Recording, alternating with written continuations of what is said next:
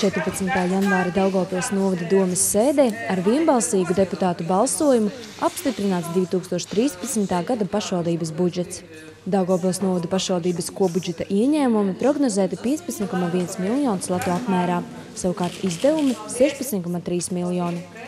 Lai gan šī gada budžets salīdzinot ar iepriekšējo gadu ir nedaudz samazinājies, Daugavpils novada pašvaldības izpilddirektora Vanda Kezika apliecina, ka visas aktuālākās problēmas un prioritātes, kas noteiktas attīstības programmā, tiks finansētas. Vislielākais palielinājums ir izglītības jomā, tā kā šogad paredzēts veikt 8 skolu renovāciju. Tāpat katrā skolā ir izdevies iestrādāt logopēdas slodzi, kas būs atbilstoša bērnu skaitam skolā.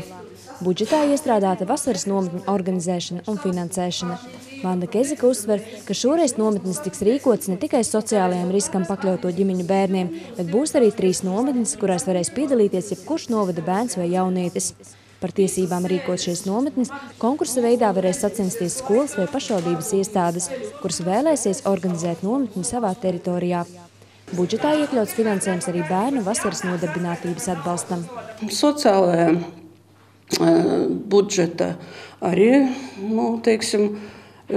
palielinājums ir, bet viņš var būt arī saistīts ar to, ka valsts vairāk šogad nefinansēs GMI izmaksas, jo tas viss būs 100% uz pašvaldības budžetu un dzīvokļu pabalsti.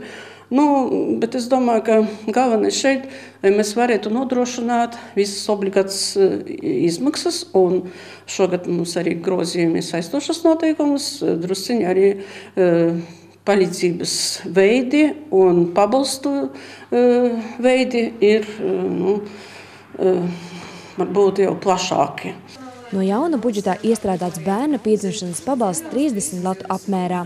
Tiks saglabāts arī pārējās sociālās garantijas, pacientu iemaksas slimnīcās novada pensionāriem, pusdienu nauda skolēniem un sabiedriskā transporta biļešu apmaksa. Joprojām pašvaldība no sava budžeta seks uzturēšanos detoksikācijas palātās. Paredzēti arī līdzekļi novada aktīvāko biedrību un juridisko organizāciju atbalstam. Ir ieplānoti līdzekļi donoru kustības atbalstam. Protams, mūsu galvenais mērķis ir nodrošināt attīstību, nodrošināt visu projektu realizāciju.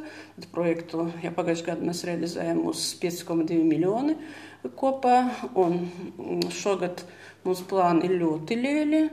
Tas ir policentrisks attīstības projekti, kuri vairāk nekā uz 5 miljoniem, kā arī ūdensaimniecības projektus mēs plānojam iesniegt 10, un daļa no viņam, daļa projektu, ūdensaimniecības projektu realizēs vēl no iepriekšējā gada. Budžetā ir paredzēti 100 000 latu daudzdzīvokļu dzīvojamo māju energoefektivitātes palielināšanas pasākumiem. Paredzēt arī līdzekļi pašvaldības Sijā Grīvas poliklīnika ēkas renovēšanai un pielāgošanai cilvēkiem ar īpašām vajadzībām. Tiks remontēti pašvaldības ēku jumti, iznomāšanai paredzētie brīvie dzīvokļi, arī pirtis. Līdzekļi piešķirt arī sociālās aprūpes centriem. Savukārt Kalupē šogad plāno nojaukt neapdzīvotu ēku, kas apdraud vidi. Budžetu es ceru, ka viņš pildīsies labi, un tādā gadījumā mēs varēsim arī grozīt budžetu. Un plašāk varbūt arī iekļaut tas problēmas no mūsu attīstības programmas, ko mums paredzēts šim gadam kā prioritārs.